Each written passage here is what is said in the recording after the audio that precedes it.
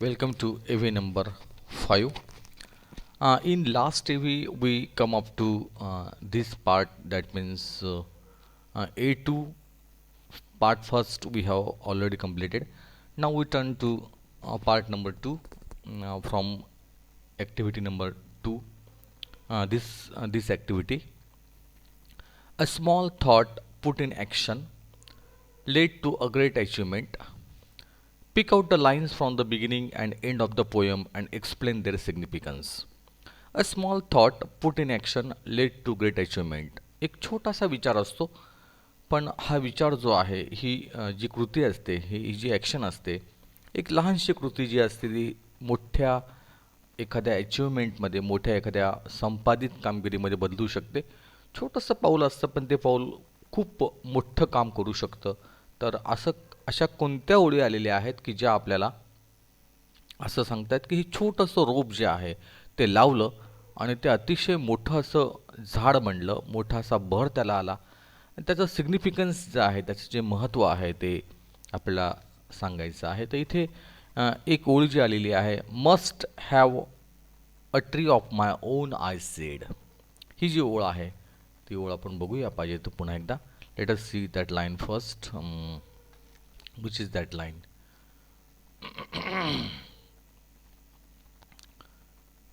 At the beginning of the poem, this line, must have a tree of my own, I said. Here, in this line, the poet just wanted to be the sole owner of a tree. ह्या वाक्यांशातील कवीला असं म्हणायचं की स्वतःला एक soul owner बनायचं आहे, स्वतःचं एक एक एक मालकीचं आपलं एक झाड पाहिजे असं त्याला वाटतंय. And just with is simple thought in his mind he sowed the cherry seed. आणि एक छोटासा विचार त्याने डोक्यात आणला की आपल्याला एक झाड हवं आहे. छोटंसं बी त्याने लावलं.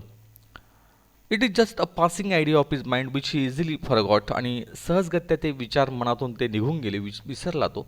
But the cherry seed had the potential to grow in spite of not having proper care. पण कुठलीही केअर न घेता पण त्या ठिकाणी ते झाड जे आहे ते आपोआप त्या ठिकाणी वाढायला लागलं. And lots of threads on its onward journey in life. It was a winner all the way to grow into a magnificent fruit-bearing tree, and it was dedicated to fight the odds. आणि नंतरच्या कालखंडामध्ये ते अनेक वादळ, वारा, ऊन, पाऊस सहन करून त्या ठिकाणी छान पद्धतीने ते झाड वाढलं.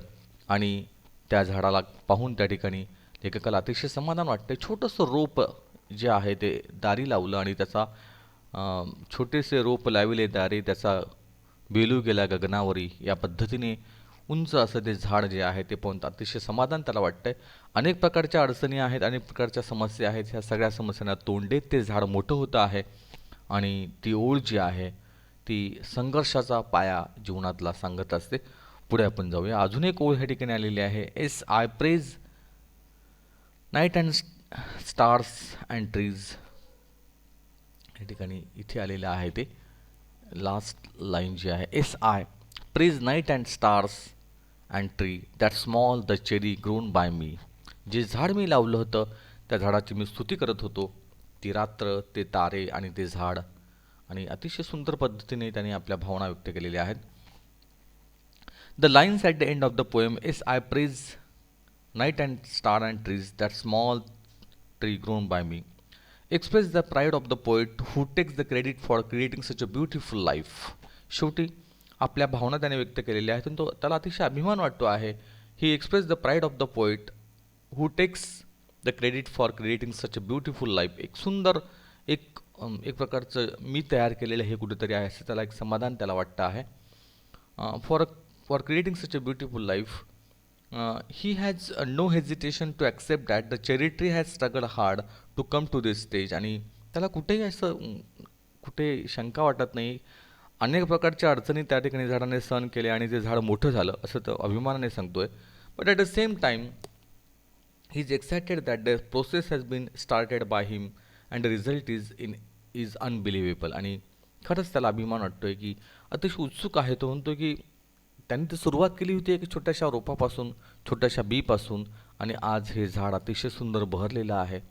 म्हणजेच विचार छोटे असतात पण ॲक्शन छोट्या असतात, पण त्या ॲक्शन छोट्या छोट्या ॲक्शनसुद्धा माणसाच्या जीवनामध्ये त्या ठिकाणी मोठं काम करू शकतो. आपण म्हणतो की एक स्टेप जी असते, एक कॉईन जे असतं, ते एक एक कॉईन मिळून त्या ठिकाणी मोठा असा धनाचा साठा तयार होऊ शकतो. तर आपण या ठिकाणी महत्त्वाचं एक आहे की छोटंसं पाऊल, छोटंसं कामसुद्धा हळूहळू मोठ्या अशा त्या कामाकडे रूपांतरित होऊ शकतं. त्यासाठी सुरुवात करणं हे अतिशय महत्त्वाचं असतं. आणि आपण पुढे जाऊया. A3कडे आपण जाऊया. The cherry tree has inspired the poet to compose the poem. ह्या चेरी ट्रीने कवीला इन्स्पायर केलेलं आहे, म्हणजे एक प्रेरणा दिलेली आहे टू कंपोज द पोएम, ती कविता तयार करण्यासाठी.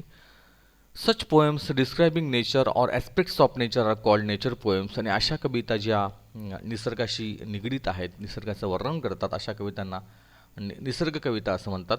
Find out some expression from the poem that brings out the elements of beauty of nature. तर असे काही एक्सप्रेशन्स आहे, असे काही अवतरणं आहेत कवितेतले की जे निसर्गाशी निगडीत आहेत.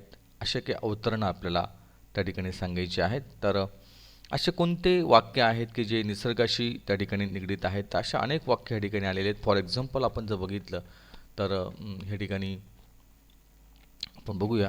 I could scarcely believe it a berry ripen and jewel in the sun. तर अतिशय सुंदर असं हे वाक्य आहे.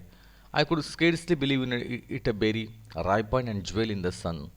तर छान असा सूर्यप्रकाश चमकतो आणि बेरीची जी फळं आहेत, ती बेरी म्हणजे चेरी, तर बेरीपासून ते जी चेरीचे फळं बनतात ते छान असे ते चमकता आहेत. असे अतिशय सुंदर एक नयनमनोहारी दृश्य त्या ठिकाणी आपल्याला या वाक्यातून प्रतीत होतं आहे. पुढे जर बघितलं आपण तर there were small there were blossom small pink fragile quick to fall. या ठिकाणी आलेलं आहे. There there were blossom small pink fragile quick to fall. अतिशय सुंदर असे गुच्छ त्या ठिकाणी बहरलेले लगडलेले असं ते झाड आहे आणि पिंक कलरचे गुलाबी रंगाचे नाजूक असे ते जे फळं आहेत ते फळं आता पडण्याच्या बेतामध्ये आहेत, कारण ते पिकलेले आहेत. आणि असं ते दृश्य समोर उभं करणारं ते दृश्य आपल्याला अतिशय मोहित करून जातं. पुढे आलेलं आहे लुकिंग अप थ्रू लिव्ज इच ब्लूम. इथे त्या ठिकाणी तो वर्णन करतो आहे आणि कुठेतरी त्याला ते वाटतंय. Looking up through leaves at the blue blind sky the finches as they flew and lifted through the dappled green, while bees in an ecstasy drank of nectar from each bloom and sun sank. तर अतिशय सुंदर पद्धतीने त्या ठिकाणी त्याने वर्णन केलेलं आहे. ह्या झाडाफांद्यांचं वर्णन केलेलं आहे, त्या कीटकांचं वर्णन केलेलं आहे. ती मधमाशी त्या ठिकाणी मध चाखते आहे आणि अतिशय सुंदर असं दृश्य डोळ्यासमोर उभं राहतं आहे. आणि त्या ठिकाणी अजून काही कीटकांचं पण वर्णन ह्या ठिकाणी आलेलं आहे. And mud moth and singing crickets and I swiftly and the star turn in the sky and mud moths and singing crickets and I. तर मी बघत होतो त्या ठिकाणी क्रिकेट नावाचा तो कीटक असेल किंवा काही मुनमूत नावाच्या जे काही कीटक आहेत ते छान पद्धतीने त्या झाडाफांद्यातून फिरतायत आणि एक नयनमनोहरी असं दृश्य समोर दिसतं आहे की जे अतिशय निसर्गाचं वर्णन करणारं असं ते दृश्य आहे. तर अशा काही ओळी आहेत की निसर्गाला त्या बहाल केलेल्या आहेत. पुढे आपण जाऊया. A4.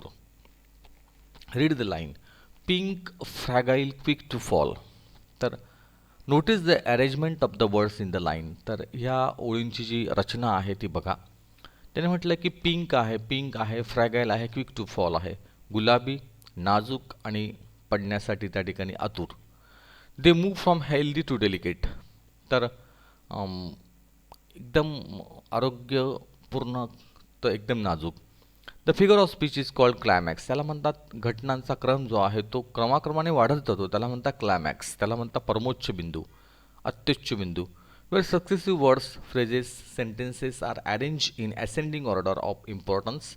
असेंडिंग ऑर्डर म्हणजे काय, तर घटनांचा क्रम जो असतो तो टप्प्याटप्प्याने वाढत जातो, त्याला म्हणतात असेंडिंग ऑर्डर. असेंडिंग ऑर्डर म्हणजे A to Z आणि डिसेंडिंग ऑर्डरचा अर्थ तो Z to A. म्हणजे घटनांचा क्रम जो आहे तो लोअर टू हायर हा असेंडिंगमध्ये असतो आणि हायर टू लोअर हा डिसेंडिंगमध्ये असतो. Here the cherry blossom turn pinks ripens and is ready to be पिक.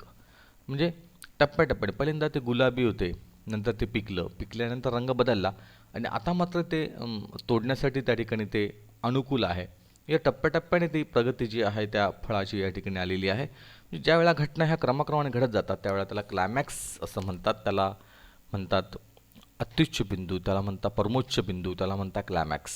तर अशा पद्धतीने क्लायमॅक्स हा अलंकार या ठिकाणी वापरलेला आहे या वाक्यामध्ये. पुढे आपण जर गेलो तर त्या ठिकाणी find out examples from the poem. Alliteration, antithesis आणि पर्सोनिफिकेशन. त्या ठिकाणी 3 अलंकार जी आहेत ती इथे दिलेली. एलिटरेशनचा अर्थ होतो अनुप्रास अलंकार. तर ह्या अलंकारामध्ये काय होतं त्याची आपण डेफिनेशन पहिल्यांदा बघूया. In alliteration, when the sound is repeated at the beginning of the word, it is called as alliteration. म्हणजे ज्या वेळेला एखादा ध्वनी वाक्यात पुन्हा पुन्हा येतो, एखादं अक्षर पुन्हा पुन्हा येतं, त्या अक्षराला पुन्हा पुन्हा येण्यामुळे त्या ठिकाणी त्या वाक्याला एक नादमाधुर्यता येते, त्याला म्हणतात ॲलिटरेशन. फॉर एक्झाम्पल, 55 फॅदम्स दाय फादर लाईज. ह्या ठिकाणी 55 फॅदम, यफ यफ यफ, म्हणजे शब्दाच्या सुरुवातीला एक अक्षर पुन्हा पुन्हा आलेलं आहे. काकाने काकूचे कामाचे कागद कात्रीने करा करा कापले, क क क क. ज्यावेळेला एखाद्या शब्दामधला सुरुवातीचं अक्षर जे आहे शब्दातलं ते पुन्हा पुन्हा वाक्यामध्ये येतं. डम डम डिगा डिगा, डम डम डिगा डिगा, ड ड ड ड. म्हणजे when the sound or letter repeated pleasingly it is called as alliteration. तर एखादा ध्वनी एखादं अक्षर वाक्यात पुन्हा पुन्हा येतं त्याला म्हणायचं एलिटरेशन. 55 फॅदम दाय फादर लाईज, किंवा आपण म्हणतो विशेष करून Peter Piper picks the packet of black pepper. Peter Piper picks the packet of black pepper. म्हणजे Peter Piper picks, P P P P असं पुन्हा पुन्हा आलेलं आहे. तसं एलिटरेशनमध्ये एखादा ध्वनी वाक्यात शब्दाच्या सुरुवातीला पुन्हा पुन्हा येत असतो त्याला म्हणायचं अनुप्रास अलंकार. तर ह्या ठिकाणी एलिटरेशनची कोणती उदाहरणं इथे आलेली आहेत ते आपण बघूया. एलिटरेशनची उदाहरणं जी आहे ते वाक्यात पुन्हा पुन्हा आलेली आहे ती जी आहेत ती आहे बघा. या ठिकाणी जर आपण नीट बघितलं तर इथे आलं आहे बघा. Shrivelled the slender stem even so. बघा इथे आलेलं आहे S S S S. In this line S sound repeated pleasingly. या वाक्यात यस हा साऊंड पुन्हा पुन्हा आलेला आहे. So the figure of speech use in this line is alliteration. पुढे आलं आपण बघितलं तर its arm in fresh fires lust. हे बघा इथे its arm in a fresh fires lust. Fresh fires इथे यप आलेला आहे, इथे यप आलेला आहे. हा जो यफ यप आहे repetition of F sound pleasingly याला म्हणायचं आहे एलिटरेशनचं उदाहरण. In this line there is repetition of F sound at the beginning of the word and it repeated pleasingly. अतिशय खेळकरपणाने यफ हा ध्वनी पुन्हा पुन्हा आलेला आहे. So the figure of speech use in this line is alliteration. पुढे आपण झालो तर अजून काही वाक्य या ठिकाणी मिळतील. Made a miracle from green growing pain. बघा made a miracle from green growing pain. Made a miracle, M M, green growing G G. In this line M and G repeated pleasingly. So the figure of speech use in this line is alliteration, अनुप्रास अलंकार.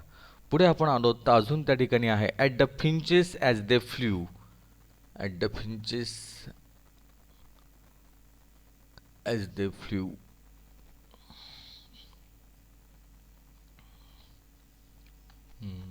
या ठिकाणी आलेलं आहे at the finches as they flew and fitted through sound. At the finches as they flu.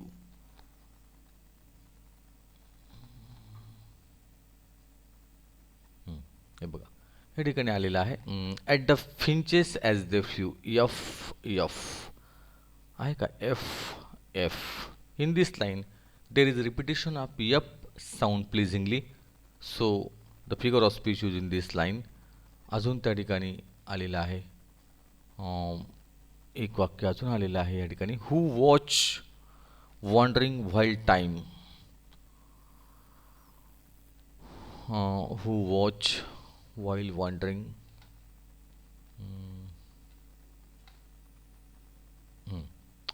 Who watch wandering while time and the rain?